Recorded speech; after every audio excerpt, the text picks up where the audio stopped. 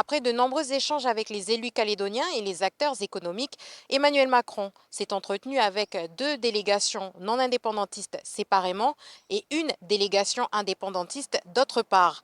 À l'issue de ces rencontres, le chef de l'État s'est dit confiant lors d'un entretien accordé aux médias du pays avant de repartir pour l'Hexagone. Dans le contexte actuel, moi je m'engage à ne pas passer en force pour essayer pendant quelques semaines de redonner une chance à l'apaisement et au dialogue, et de le réengager suivant un processus. C'est pas un chèque en blanc parce qu'on ne peut pas céder à la violence et dire on abandonne tous, ce serait illégitime, c'est pas ce que veulent nos compatriotes. Mais il ne faut pas non plus dire ça n'est rien. Et donc ce que j'ai dit, c'est je suis prêt moi à cet apaisement, on va se donner quelques semaines.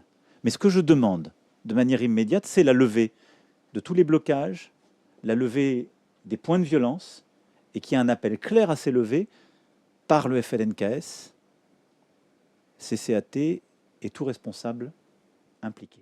Si Emmanuel Macron appelle à l'apaisement et n'écarte pas l'hypothèse d'une levée de l'état d'urgence, le président de la République a assuré le maintien des effectifs des forces de l'ordre au pays. Nos forces de sécurité resteront à ce niveau d'engagement aussi longtemps que nécessaire. Même si je devais, parce que l'engagement aura été tenu, lever l'état d'urgence, on gardera autant que nécessaire le même engagement, et même si les violences devaient perdurer ou reprendre, alors qu'il y aura les Jeux olympiques et paralympiques, nous garderons le même niveau d'engagement. Que personne ne compte sur une forme de recul de la République. On ne cède pas à la violence. Lors de ce déplacement, Emmanuel Macron a également abordé la mission de médiation et de travail qu'il a créée, une mission composée de 3 hauts fonctionnaires qui ont déjà eu l'occasion de traiter le dossier calédonien. Troisième élément, c'est qu'on reprenne justement les négociations pour un accord global, et c'est pour ça que avec 3 missionnaires qui m'ont accompagné, vont rester et commencer ce travail. Et j'ai dit, dans un mois, je constaterai les choses. Et je vais regarder si le calme est revenu et que tout le monde s'est réengagé sincèrement. À ce moment-là, on se donnera le temps de finaliser cet accord global pour que ce soit lui qui rentre dans la Constitution.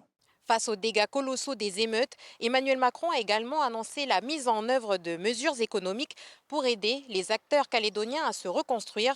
Les modalités de mise en œuvre sont en cours d'élaboration.